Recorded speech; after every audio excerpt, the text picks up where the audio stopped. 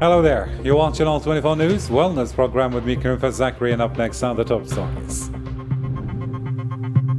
Algeria pushes the Iran process as a unified African voice, warning the world is losing interest in the continent's peace and security.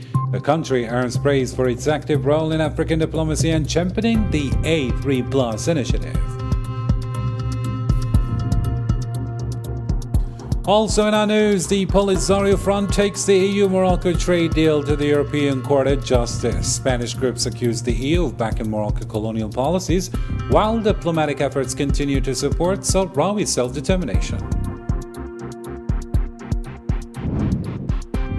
Next up in Gaza, violence flares again in the Strip and the West Bank. Ceasefire breaches continue with occupation forces carrying out raids and arrest campaigns targeting dozens, including recently released Palestinian prisoners.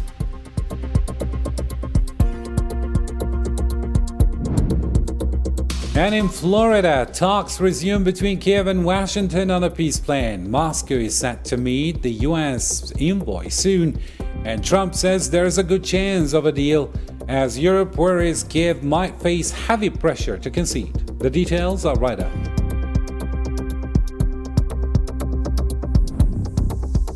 Welcome back to the details. It's great to have you with us tonight. First up, speaking from Algiers on Monday, Algeria's Foreign Minister Ahmed Attaf urged African leaders to turn the Iran process into a real chance to tackle the continent's challenges together. At the opening of the 12th High-Level Conference on Peace and Security, he stressed the need for a unified African voice pushing Africa's priorities at the UN Security Council and on the global stage. والجزائر تتشرف بأن كانت على الدوام طرفاً فاعلاً. Algeria is proud to have always been an active participant in this process. Yesterday as the host of the Iran process, and today as a member of both the United Nations Security Council and the African Peace and Security Council. As we prepare to conclude our term on the Security Council, we hope we have faithfully fulfilled our responsibilities toward our continent and our African brothers and sisters. Together with our brothers from the Federal Republic of Somalia and the Republic of Sierra Leone, we have worked tirelessly to forge a united bloc within the Security Council, one that reflects African positions, not narrow national ones, whenever peace and security issues on our continent are at stake. And on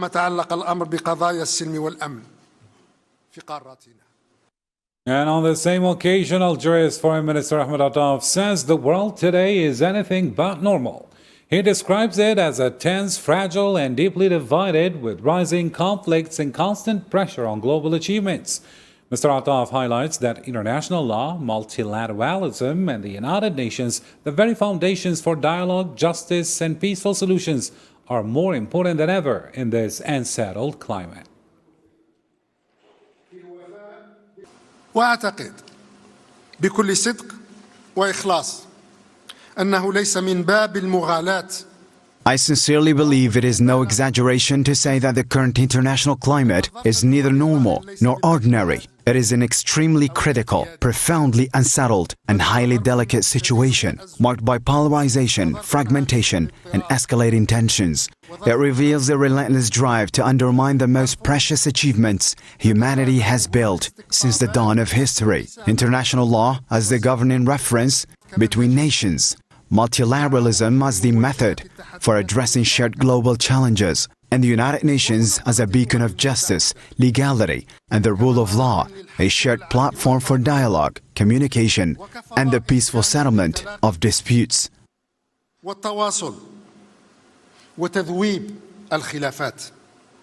Similarly, Algeria's Foreign Minister Ahmed Attaf also warned that the world's attention is drifting away from Africa's peace and security challenges. He pointed to Sudan, now in its third year of war with a worsening humanitarian crisis, and Libya, which he says has largely been forgotten amid the endless power struggles and foreign interference, without forgetting Africa's lost colony, Western Sahara.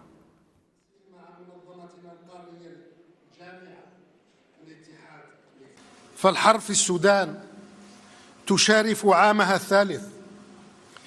The war in Sudan is now entering its third year, leaving behind the world's gravest humanitarian crisis, with not even a glimmer of hope for easing the suffering of the brotherly Sudanese people.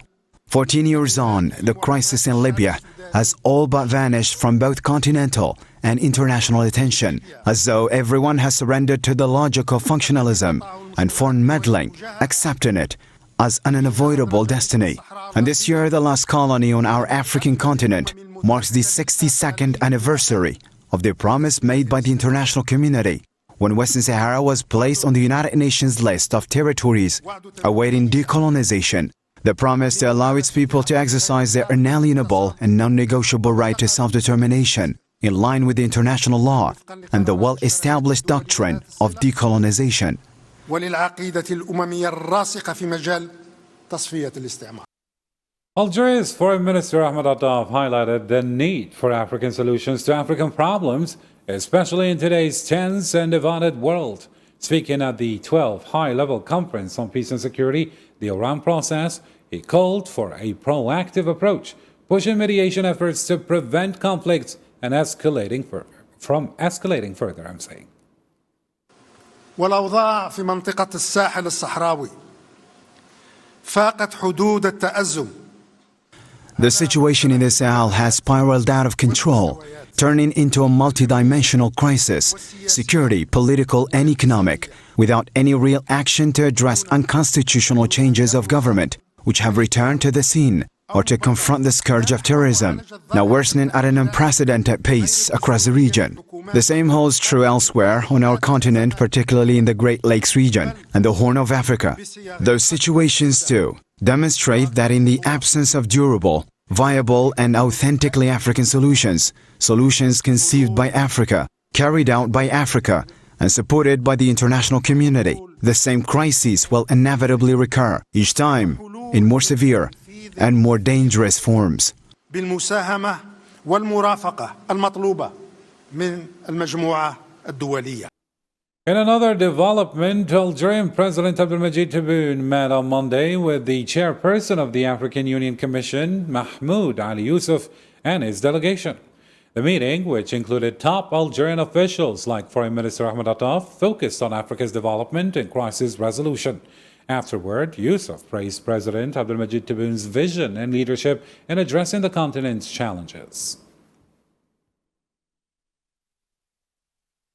كان لي الشرف الكبير أن يستقبلني فخامة الرئيس عبد المجيد تبون. I had the great honor of being received by His Excellency, President of the Republic of Algeria, Abdelmadjid Tebboune. I listened to him at length. He is a man of vast experience. I enjoyed listening to his insightful vision regarding first how to develop this country economically and socially, as it could become a model for implementation in other African countries as well. I also listened to Algeria's perspective on the crisis shaking the African continent, especially in the Sahel countries. It was truly an exchange of views and opinions and an opportunity to benefit from his vision on how to ease and resolve this crisis.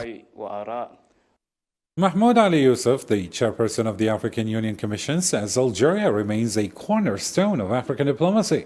Speaking at the 12th High-Level Conference on Peace and Security, he hailed the Oran process as a key step in strengthening African unity and defending the continent's interests globally. He also praised Algeria's constructive role during its time on the UN Security Council. أود أن أغتنم هذه المناسبة I would like to take this opportunity to emphasize that Algeria will remain a cornerstone of African diplomacy, given its pivotal role in supporting the causes of our continent and strengthening its unity. The Oran process, which has become the hallmark of this annual African gathering, represents a significant milestone in this journey of consolidating African solidarity and defending the interests of our nations in various international forums. In the same context, the foreign ministers of Angola and Cote d'Ivoire praised Algeria's work within the A3+ group at the UN Security Council, highlighting the bloc's role in presenting a united African voice on key continental issues. Les membres sortants des A3+. Through the A3+ group at the Security Council, I would like to thank Algeria for its remarkable efforts and its support for African issues, especially the peace and security of African states, by preserving their foundations and interests at the United Nations and the UN Security Council. pour exprimer ma profonde gratitude. I take this opportunity to express my deep gratitude to Algeria for its prominent role in raising Africa's voice at the Security Council amid all current international complexities and challenges, particularly through the UN Security Council in coordination with the A3+ group. In Algiers on Monday, outgoing and incoming UN Security Council members from the A3+ group met on the sidelines of the 12th High-Level Conference on Peace and Security in Africa. Algeria hosted the talks to share experiences, strengthen cooperation, and ensure the group continues to speak with a united African voice through the annual Oran Process platform. Well said, mighty. And on the sidelines of the high-level conference on African peace and security, Algeria's Foreign Minister Ahmed Attaf met with African Union Commission Chair Mahmoud Ali Yusuf. They discussed the latest political and security developments across the continent, including challenges in the Sahel and Western Sahara, as well as the African Union's role in addressing these issues.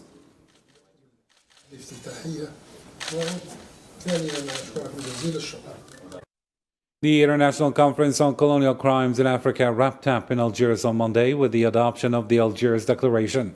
The declaration sets a continental framework to recognize colonial crimes, address their impact, and develop strategies for justice and reparations.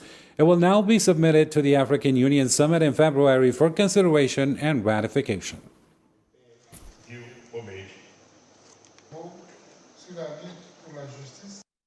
In another development, Algerian President Abdelmajid Tebboune received Serbian Ambassador Ana Petkovic on Monday for a farewell meeting as her mission in Algeria comes to an end.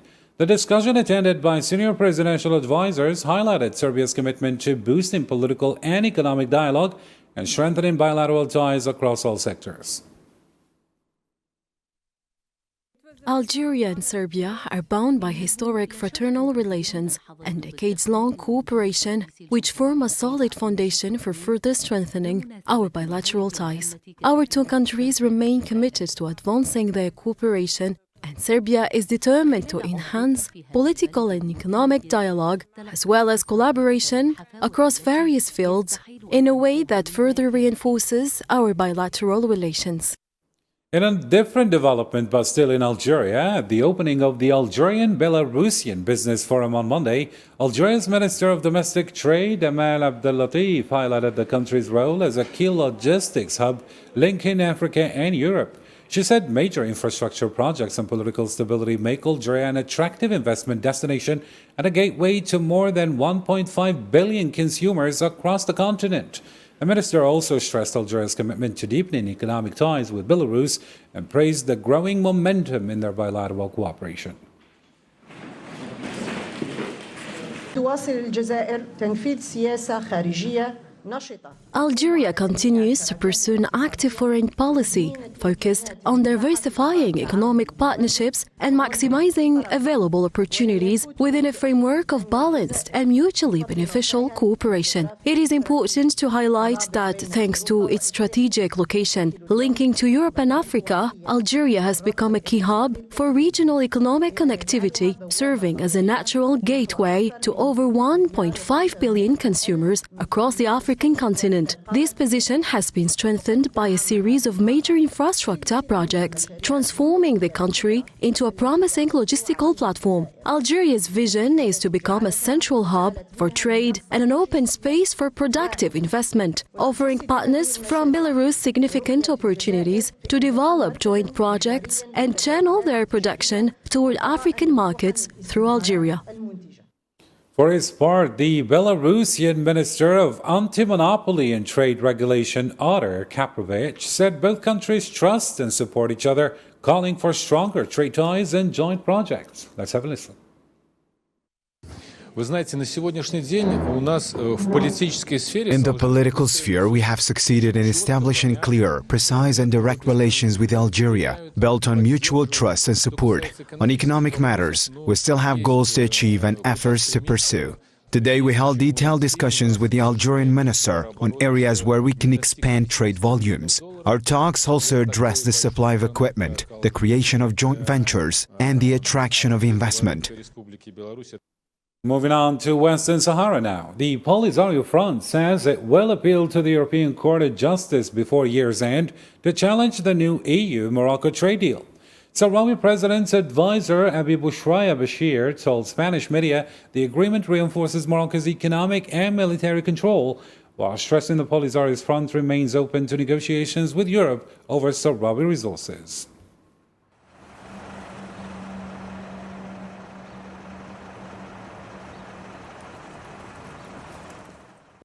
On a related note, Maite Asla, head of Spanish associations supporting the Sahrawi people, strongly rejected the recent EU-Morocco trade deal, calling it a continuation of the occupation. In a letter to the Spanish Socialist Workers' Party, she criticized European institutions for operating in Sahrawi territories without consent, saying the move challenges previous European Court of Justice rulings.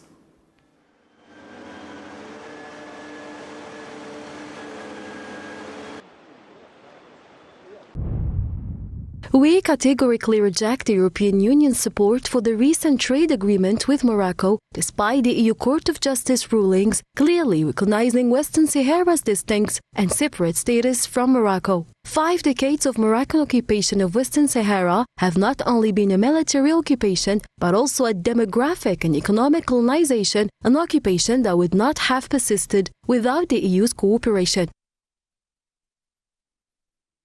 In the same context, Algeria's Foreign Minister Ahmed Attaf met with his Sahrawi counterpart Mohammed Yeslam Baiset to discuss ways to help the Sahrawi people exercise their right to self-determination, in line with recent UN resolutions.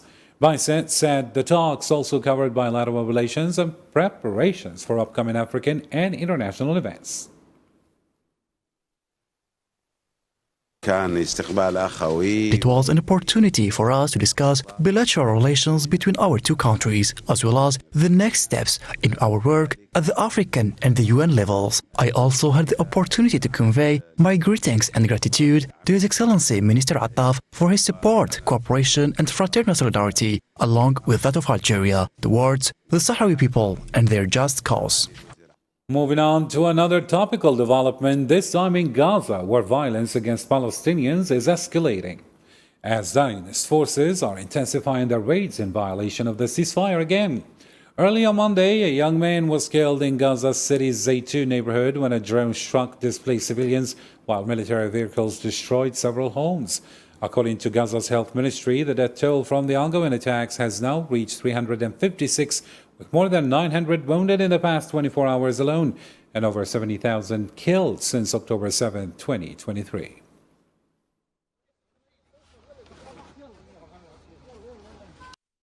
Similarly, occupation forces continued heavy airstrikes in Gaza on Monday, hitting multiple areas in violation of the ceasefire.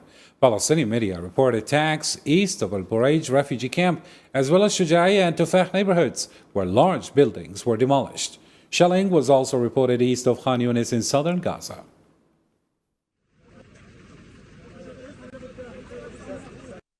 And near Gaza's volatile yellow line, Palestinian farmers are returning to what's left of their land, battling threats, shortages, and the scars of war to rebuild their livelihoods. Zara Farjani reports now.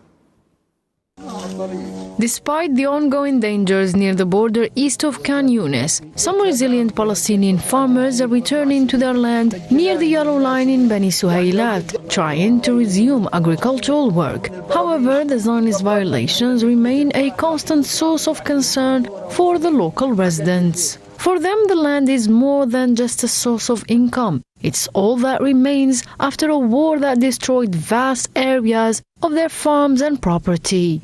I went to back my home and my land. This is the only piece left before the yellow line. I planted and went to my house, collected the plastic sheets from home, and repaired a little with my children and grandchildren. We planned to eat. We used to have land in the east planted with olive and date trees. We have 50 to 60 date trees. All of it was lost because of the war. We don't have anything anymore. No water, no equipment. But now we are on our land, and God willing, we will return to our other land. Families in the area lost most of their olive and date orchards. With no water and no farming equipment, they now rely entirely on their own efforts to survive. Despite the weather and Israeli shelling, we had to return. We planned several things. Anything we can sell to buy other necessities and food. We have been back near the yellow line for about a month and a half now. All the work is manual. We don't have the necessary equipment. And the main difficulty is water. For drinking and for farming, I have a pump but no resources.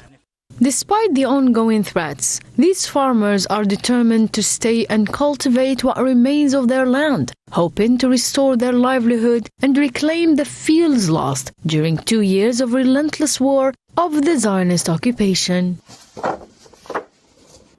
And in occupied Palestine on Monday, Zionist forces carried out raids, detaining at least 60 Palestinians and forcing evacuations across several neighborhoods. Arrests were reported in Bethlehem, Al Khalil, Ramallah, Jenin, and Nablus, with families in the Jenin refugee camp displaced from their homes. Meanwhile, Zionist settlers, backed by occupation forces, stormed Al-Aqsa Mosque compound, performing rituals and provocative tours, continuing efforts to assert control and divide the holy site.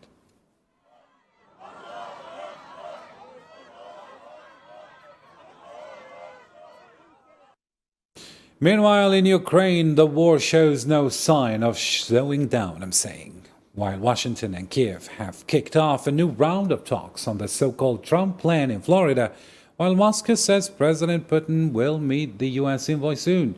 Trump called it good chance for an agreement, contrasting, however, with Moscow's criticism of European pressure on Kiev, which it labeled irresponsible. Here's Salman Asad. Renewed diplomatic efforts to end the Russian-Ukraine war are underway. On Sunday, Ukrainian officials met with representatives of the Trump administration to discuss a potential peace deal. The Kremlin announced that U.S. envoy Steve Witkoff will meet with Russian President Vladimir Putin in Moscow to present Washington's plan for ending the conflict. Yes, certainly. The meeting with Witkoff is scheduled for tomorrow. In fact, he announced it himself yesterday. As we have said before, for the success of the process, which we are keen on, we will not hold inflated talks. We will not conduct any discussions through the media. For his part, President Donald Trump said the talks with Russia were going along well hours after Secretary of State Marco Rubio met with Ukrainian officials and expressed optimism about progress despite the challenges. Going along, and they're going along well. We want to stop people from being killed. Doesn't have much to do with us, but I'd like to see if we could save a lot of souls. A lot of people are being killed. Last month we had 27,000 people killed in that ridiculous war that should have never happened. It would have never happened if I were president. Meanwhile, Ukrainian President Volodymyr Zelensky, after meeting French President Emmanuel Macron in Paris, stressed that territorial integrity remains the biggest challenge in peace negotiations. War must not become a profitable business, so that others are not tempted to repeat such actions. That is why we took principled positions on sanctions, on accountability for war crimes, on the legal status of our territory currently occupied by Russian forces, on Russian assets, and on the obligation of reconstruction. The aggressor must pay for aggression.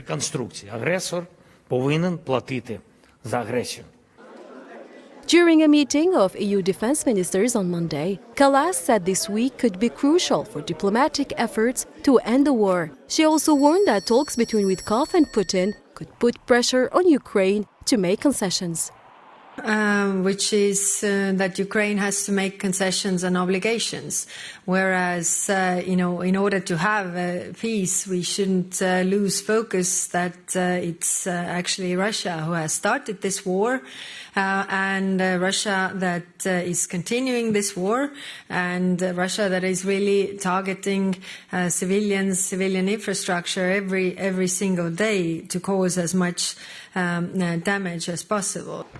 The latest diplomatic efforts highlight a fragile moment in attempts to end the conflict. While cautious optimism exists, concerns remain that major power negotiations could push Kiev into difficult compromises. Rising tensions between Russia and NATO further underscore the delicate path toward peace. And on the ground in southeastern Ukraine, a Russian missile strike hit the city of Dnipropetrovsk, killing 3 people and wounding 8 others. The acting governor said explosions rocked the city, leaving the initial toll of 3 dead and 8 injured.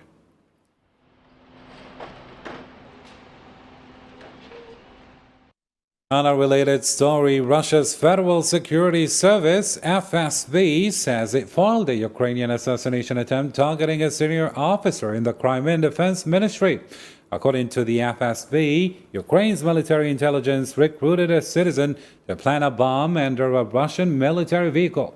The operation failed, with the alleged attacker killed on the spot, and authorities recovered components of a Western-made improvised explosive device.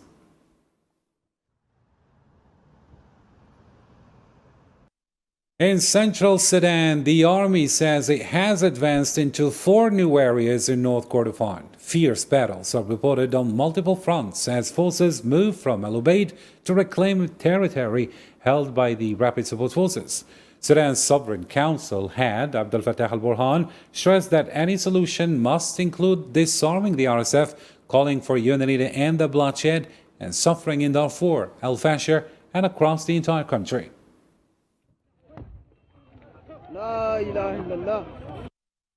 Sudan's Transitional Sovereign Council, meanwhile, or the Sovereign Council deputy head, Malik Akar, accused the Rapid Support Forces of acting as proxies for foreign powers. Speaking on state TV on Sunday, Akar said the council won't negotiate with RSF leaders, claiming they don't control the war, which he described as a campaign of extermination against the Sudanese people.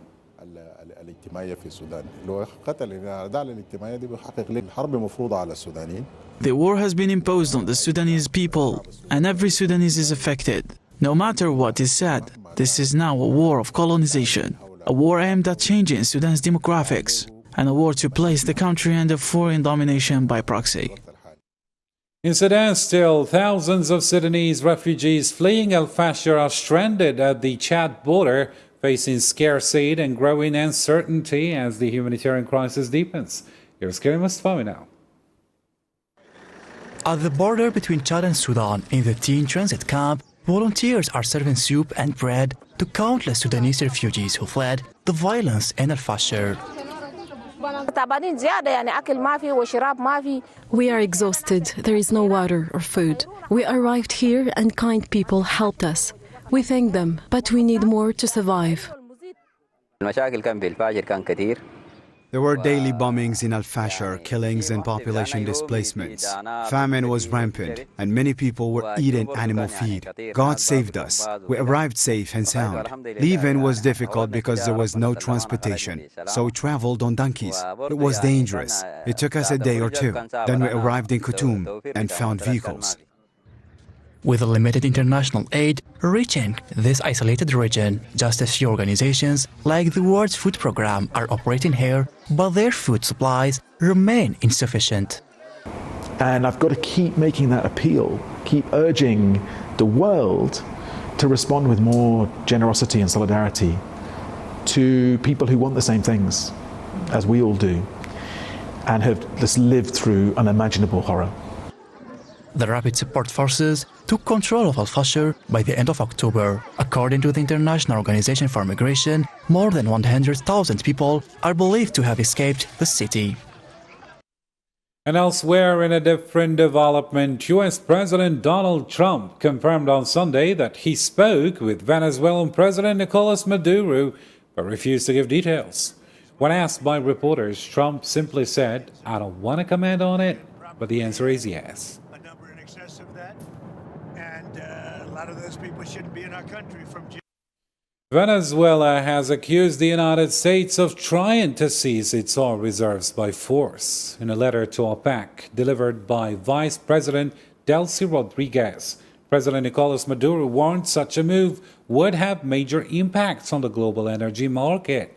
The letter also reaffirmed Venezuela's commitment to defending its natural resources and sovereignty.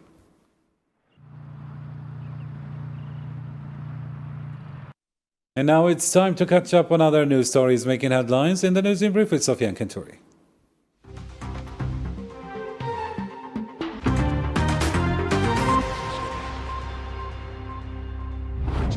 United States. South African President Cyril Ramaphosa rejected Donald Trump's threat to exclude Pretoria from next year's G20 summit, stressing that South Africa is a founding member. He dismissed Trump's claims of genocide against Afrikaners and land seizures as misleading and outrageous.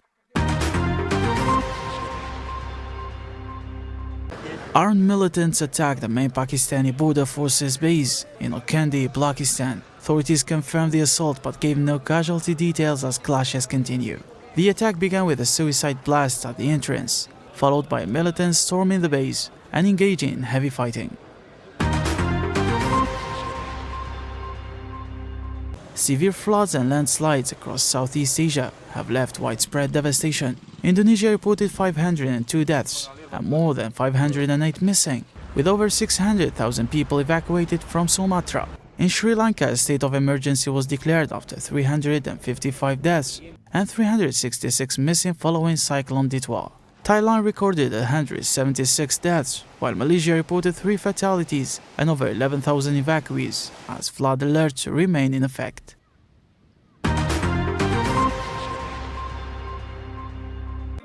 The FIFA Arab Cup 2025 kicked off at the Base Stadium with a packed crowd and top football figures in attendance, including Qatar's Emir Sheikh Tamim bin Hamad Al Thani and FIFA President Gianni Infantino. The opening ceremony featured spectacular artistic and sporting performances, creating an electrifying atmosphere and building excitement ahead of the tournament.